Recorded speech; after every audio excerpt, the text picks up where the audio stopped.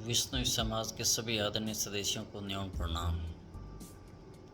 ये जो वीडियो है ये कुलदीप जी बिश्नोई के जो कुछ समर्थक हैं उनके द्वारा प्रिंट मीडिया व सोशल मीडिया पर कुछ भ्रांति फैलाई जा रही है, उससे संबंधित है। और उससे संबंधित क्या क्या बातें हैं वो मैं आपको बताना चाहता हूँ। अखिल भारतीय विष्णु महासभा के अंदर 21 सदस्यों की एक कार्यकारिणी और उनमें से कुछ लोगों ने, जैसे कि कोई कह रहे हैं 11-12 लोग, कुछ कह रहे हैं 14-15 लोग, जिन्होंने मिल कर के जो रजिस्ट्रार कार्यालय है मुरादाबाद उसमें एफिडेविट दिया है। और उस एफिडेविट के आधार पर ये कह रहे हैं कि 21 जनों का जो कार्यकारिणी के अंदर सदस्य हैं उनमें से बहुमत के तौर पर कुलदीप बिश्नोई के साथ में हैं, इसलिए ये जो अध्यक्ष का फैसला है वो गलत है। तो मैं इसके ऊपर समाज को अवगत कराना चाहता हूँ कानूनी तौर पर क्या चीज़ें हो सकती है, क्या है और क्या होने वाला है। तो मैं सबसे पहले ये बता दूँ, इसके दो चीज़ें हैं, दो कारण हैं। पहला तो कि एक साधारण सभा होती है इसके अंदर, जिसमें इनके 292 सदस्य हैं। तो 292 सदस्य में से कोई मीटिंग के अंदर प्रस्ताव लाया जाता है तो वो मीटिंग रखी जाती है, तो उसमें आधे सदस्य उपस्थित कम से कम होने चाहिए, मतलब 146 सदस्य उपस्थित होने चाहिए। अब 146 सदस्य जब उपस्थित हो जाते हैं तो उसके 2/3 मतलब कि लगभग 100 के आसपास सदस्य है जो उस प्रस्ताव के समर्थन में अगर साइन करेंगे तो वो प्रस्ताव पास हो जाएगा। अब ये चीज़ हो चुकी है, जो प्रस्ताव लाए गए थे जिसमें संरक्षक को हटाना, संरक्षक पद को समाप्त करना, विष्णु रत्न वापस लेना और चुनाव की घोषणा, ये सब चीज़ें उस प्रस्ताव के अंदर है। और वो प्रस्ताव के अंदर कम से कम 200 लोगों ने साइन कर दिए। तो और इतने ही सदस्य उस जीपीएम या जनरल बॉडी मीटिंग का हो या साधारण सभा की मीटिंग का हो, उस बताई गई उसमें सभी ने साइन उन्होंने किए हैं। उनके अलावा जो सदस्य हैं उन्होंने कहीं पे अपना न्यूट्रल व्यवहार बताया है कि दोनों को ही समर्थन नहीं दिया है। कुछ ने, जैसे कि ये जो 11 से लेकर 15 तक नंबर आ रहे हैं, इनमें से 11 के तो मतलब 9 जनों के तो हमने एफिडेविट देखे हैं, दूसरों का तो हमें पता नहीं। इनको आधार बना के और कार्यकारिणी के आधार पर तय नहीं होता है कि प्रस्ताव कैसे पास होते हैं, नहीं होते हैं। कार्यकारिणी सिर्फ एक मनोनीत होती है, उसमें एक व्यक्ति जो कि अध्यक्ष होता है वो जीपीएम द्वारा चुना हुआ होता है। उसके अलावा कोई भी सदस्य चुन के नहीं आता है। अध्यक्ष अपनी सहूलियत के लिए, संस्था को चलाने के लिए कार्यकारिणी गठित करता है, तो वो ही इन सब को मनोनीत करता है कि भाई इसको ये कोषाध्यक्ष बनाते हैं, या किसी को महासचिव बना दिया, किसी को उपाध्यक्ष बना दिया, किसी को सदस्य बना दिए। मतलब इस तरह से ये 21 लोगों की एक कार्यकारिणी इन्होंने बना रखी है। लेकिन वो ये तय नहीं करती है कि प्रस्ताव सही है, गलत है, क्या है। वो सिर्फ संस्था को चलाने के लिए, उसका कोई हस्तक्षेप नहीं है इस चीज़ के अंदर। तो ये बात साफ है कानून के हिसाब से कि जो भ्रांति फैलाई जा रही है कि 14 लोगों ने साइन कर दिए कार्यकारिणी के कुलदीप के पक्ष में 21 में से, तो वो जो भी प्रस्ताव लाए गए हैं वो कानूनी तौर पे गलत है। तो ऐसा नहीं है, कानूनी तौर पे बिल्कुल सही है, क्योंकि ये चीज़ें साधारण सभा तय करती है। अब बात आती है कि थोड़ा मैं एफिडेविट के बारे में बता देता हूँ। जिन लोगों ने जो एफिडेविट दिए हैं वो एफिडेविट इन्होंने लिखे हैं अखिल भारतीय विष्णु महासभा मुकाम से संबंधित। तो अखिल भारतीय विष्णु महासभा मुकाम ये तो एक बिल्कुल ही अलग संस्था है। उसके अध्यक्ष भी अलग हैं, जिनका नाम श्री राम जी उदारा है खारा फलोदी। उसके महासचिव भी अलग है, जो पवन है विश्नोई। तो इस संस्था को इन्होंने एफिडेविट इसके नाम के अंतर्गत लिख करके मुरादाबाद में जो जमा करवाए हैं, वो पूर्ण रूप से गैर कानूनी है। क्योंकि इनकी जो संस्था है उसका नाम ये है अखिल भारतीय विश्नोई महासभा कृष्णपुरी लाइन पार मुरादाबाद। इतना लंबा नाम है उस संस्था का। मतलब सिर्फ अखिल भारतीय विश्नोई महासभा नहीं है नाम, पूरा संस्था का जो नाम है वो ये है अखिल भारतीय विश्नोई महासभा कृष्णपुरी लाइन पार मुरादाबाद। तो इसके नाम से इनके एफिडेविट जाने चाहिए थे, तो वहाँ पे इसके ऊपर एक्शन लिया जा सकता था। लेकिन इन्होंने अखिल भारतीय विश्नोई महासभा मुकाम के नाम के एफिडेविट भेजे हैं, तो वो किसी और संस्था के अंतर्गत आ गई। तो और संस्था के अंतर्गत आ गई हैं तो जो मुरादाबाद का रजिस्ट्रार है उसके अधिकार क्षेत्र से बाहर हो गई है। तो इससे संबंधित अखिल भारतीय विश्नोई महासभा मुकाम की जो कार्यकारिणी है, उन्होंने एक एफिडेविट जारी करके ये जितने भी दिए हैं एफिडेविट वहाँ मुरादाबाद के रजिस्ट्रार को, तो उनको पत्र लिख के अवगत करा दिया है कि ये जो एफिडेविट है जो गलत जगह पे और आपके कार्य क्षेत्र से बाहर हैं। इसका कार्य क्षेत्र ये जितने भी एफिडेविट है वो रजिस्ट्रार बीकानेर के अंतर्गत आते हैं, तो आप इनके ऊपर एक्शन लेने का अधिकार नहीं रख सकते कानूनी तौर पे। और जो सेक्शन वगैरह है सब कुछ उस कानूनी तौर के जो समझा दिए उनको बता दिए। और ये जो हमारा जो एफिडेविट जो अखिल भारतीय विश्नोई महासभा मुकाम वाला, वो उन्होंने स्वीकार भी कर लिया है और उसके ऊपर उन्होंने एक्शन भी ले लिया है। और एक्शन सीधा सा यही है कि वो इन सभी एफिडेविट को कहीं पे भी रिकॉर्ड में नहीं लेंगे, क्योंकि वो लेने के हकदार ही नहीं हैं। तो मेरा फिर से ये कहना है कि समाज को जिस तरह से कुलदीप जी के जो चाहते हैं वो गुमराह कर रहे हैं कि कुलदीप जी अभी संरक्षक बने रहेंगे, कुलदीप जी ही अभी अध्यक्ष को हटा सकते हैं, या कुलदीप जी ही अभी चुनाव करा सकते हैं, नहीं।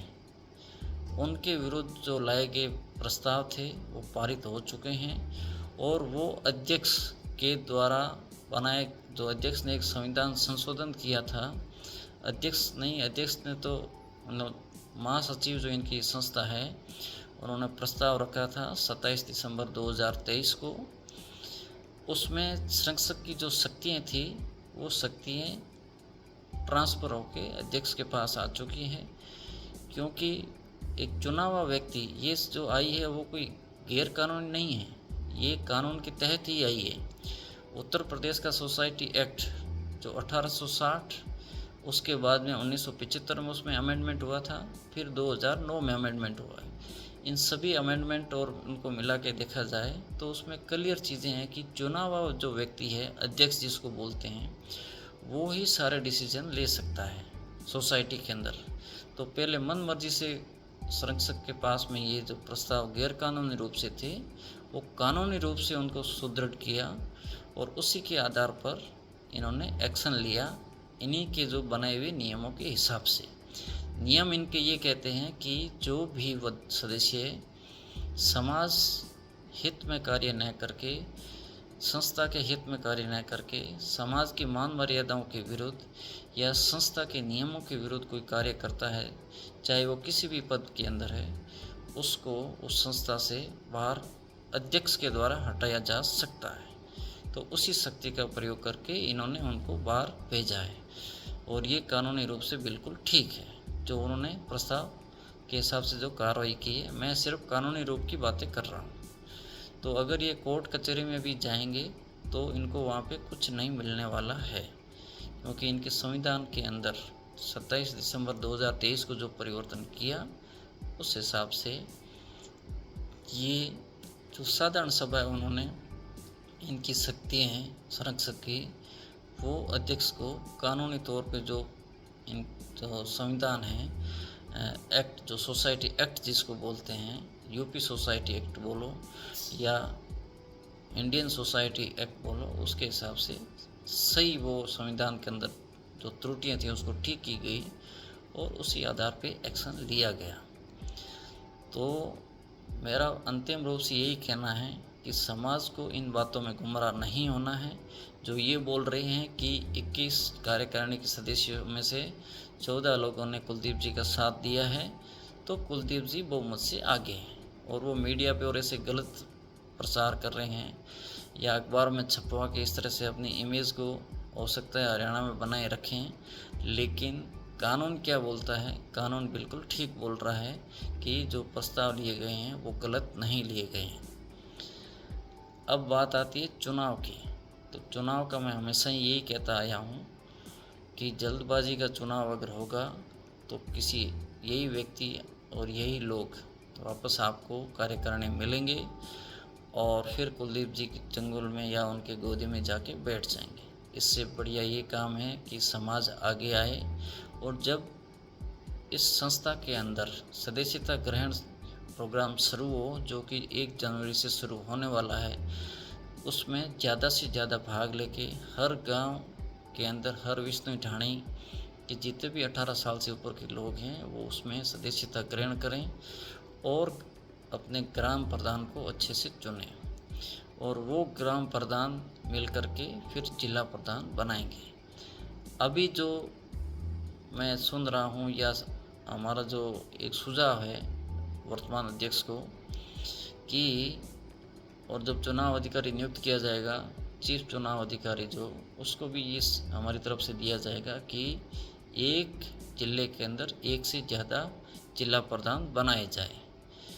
जो जिले सरकार के हैं उसके हिसाब से न होकर के आप जितने ग्राम प्रधान हैं उसके ऊपर आप जिला अध्यक्ष बनाओ। वो संख्या तय कर लो कि भाई 20 ग्राम प्रधान के ऊपर 1 जिला अध्यक्ष होगा या 30 जिला प्रधान के ऊपर 1 अध्यक्ष होगा।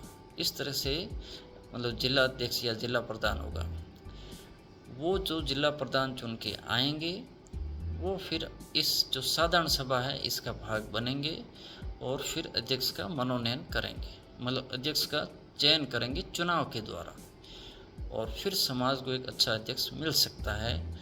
जितने ज़्यादा चुनाव ग्राम लोगी जिला अध्यक्ष बनेंगे उतना ही पारदर्शिता के साथ में आपको अध्यक्ष मिलेगा। अगर आपने चुनाव नहीं किए, अच्छे ग्राम सभा का प्रधान नहीं बना और वो प्रधान ही उसको बोलना है कि भाई अच्छा जिला प्रधान चुने, ठीक है, और वो जिला प्रधान जब चुन के जाएंगे साधारण सभा का भाग बनेंगे, फिर अध्यक्ष का चयन होगा चुनावी प्रक्रिया के द्वारा और वो अध्यक्ष निष्पक्ष रूप से काम करे और जो अभी संविधान के अंदर परिवर्तन हुआ है उसको जारी रखे, जिसमें कि संरक्षक पद ना हो किसी भी तरह से। और गौतम राम जी आचार्य साहब ने एक लाइन बोली थी कि मनोनयन का जो सदस्य इन्होंने कर रखा है 25% जो जीबीएम के जितने मेंबर है उसको भी ख़त्म कर दे, मतलब सब के सब चुने हुए सदस्य हो। उसके साथ साथ में 3 लोगों का और चुनाव उसमें किया जाए। एक तो महासचिव का, मतलब एक तो सबसे पहले अध्यक्ष का चुनाव वही साधारण सभा करे, एक महासचिव का भी चुनाव वो साधारण सभा करे और एक कोषाध्यक्ष है उसका भी चुनाव वो साधारण सभा करे। ये दोनों अधिकार भी अध्यक्ष के हाथ में ना हो, ठीक है, क्योंकि आज तक अभी देखा जाए तो पिछले 50-60 सालों से एक ही परिवार के कोषाध्यक्ष हैं। पहले उनके पिताजी थे, अभी उनके सुपुत्र जो पहले थे उनके हैं कोषाध्यक्ष और आगे जो बनने जा रहे हैं जिन्होंने एफिडेविट ऑलरेडी कुलदीप जी के पक्ष में दे दिया है, तो इस चीज़ को आप समझ सकते हैं। तो कोषाध्यक्ष को हटाना बहुत ज़्यादा ज़रूरी है, जितना ज़रूरी प्रधान को हटाना है, क्योंकि कोषाध्यक्ष सब कुछ मैनेज करता है, वो साइन भी करता है चेक के ऊपर पैसे निकालने के समय भी, और महासचिव भी साइन करता है। तो इन दोनों को बहुत ही सुदृढ़ ढंग से चुनना ज़रूरी है। इनके पास और ज़्यादा पावर होती है, हो सकता है कि ये कभी अध्यक्ष को पूछे भी नहीं और इन दोनों को मतलब कि ये अपनी मर्ज़ी से समाज के आए हुए पैसों को इधर से उधर कर सकते हैं। तो ये लोग भी इसके जिम्मेदार हैं। तो 3 लोगों का जो 3 पद है उनका चुनाव साधारण सभा के आए हुए जितने भी जिला अध्यक्ष है वो करें। एक अध्यक्ष का, एक महासचिव का और एक कोषाध्यक्ष का।